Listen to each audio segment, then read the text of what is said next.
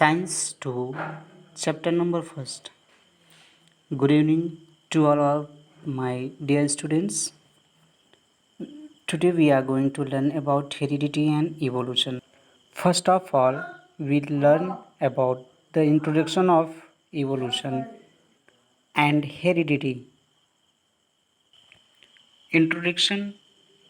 First of all, we have to learn about reproduction. What is reproduction? The reproduction in which the organism produce the same offspring to itself is called reproduction. मतलब अगर कोई भी organism जो समान प्रकार के जीवों का उत्पन्न करता है वही जनन कहलाता है। जैसे एक आम का वृक्ष सिर्फ आम के ही बीज उत्पन्न करता है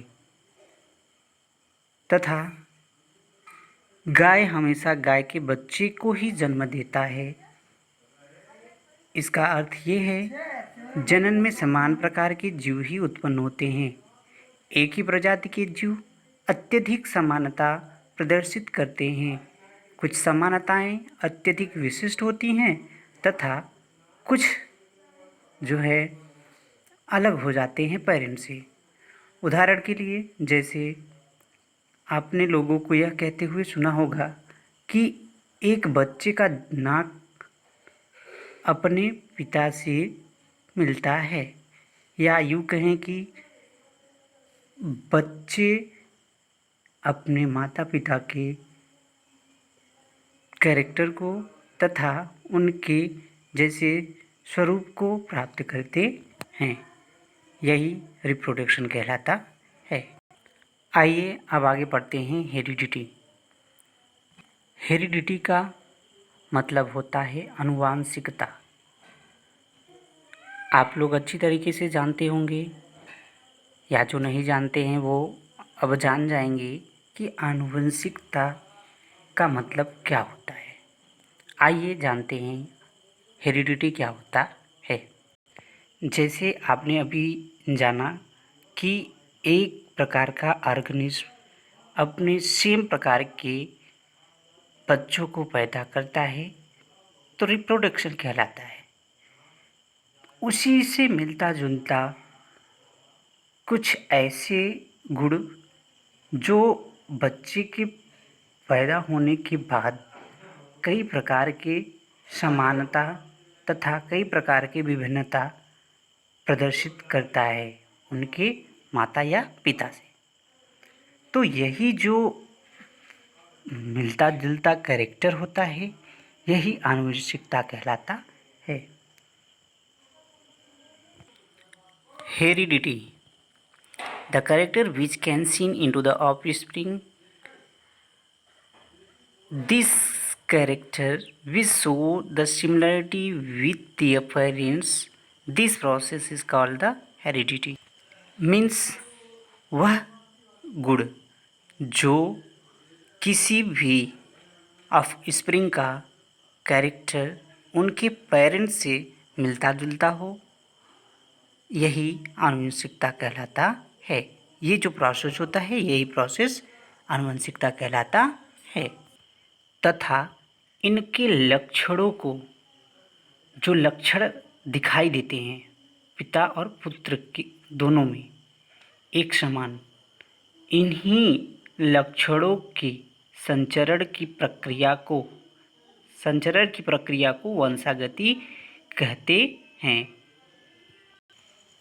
चलिए आइए आगे देखते हैं genetics.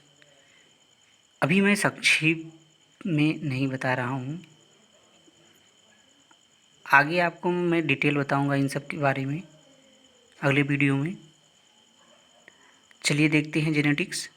The branch of biology in which we study about the heredity, similarities and dissimilarities of offspring and the appearance is called genetics.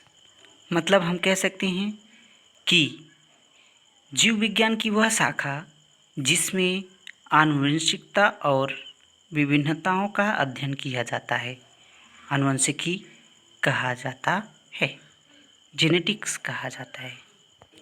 अभी हम लोगों ने जाना कि ऑफस्प्रिंग और उनके पेरेंट्स के बीच में जो समानता और असमानता होती है इसी को जेनेटिक्स कहते हैं। तो आइए जानते हैं कि फिर इनके बीच वंशागति कैसे होती है या फिर इनके बीच इवोल्यूशन कैसे होता है।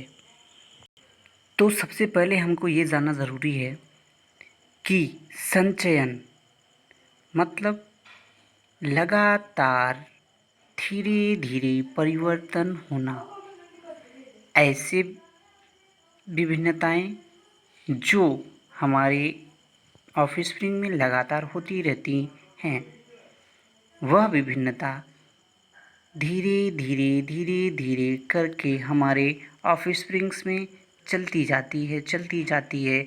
इस तरीके से कई वर्षों के बाद जो उनका मूल कैरेक्टर होता है, जो उनके दादा या परदादा में होता था, वो कैरेक्टर बदल जाता है।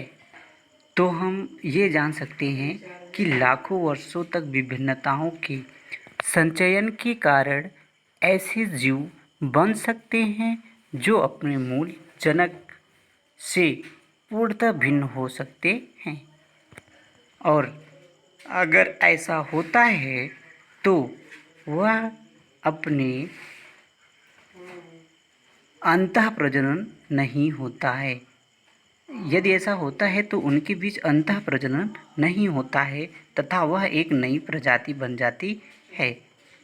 यही होता है इवोल्यूशन। आई थिंक ये हमारा इंट्रोडक्शन क्लास आप लोगों को अच्छा लगा होगा। यदि आपको ये अच्छा लगा तो आप चैनल को सब्सक्राइब करें तथा लाइक करें और अपना फीडबैक देना ना भूलें, ताकि हम अगली वीडियो में और अच्छी तरीके से आपको दे सकें। आप जो चाहते हैं हम आपको वो बता सकें। Thank you. मिलते हैं अगले वीडियो में।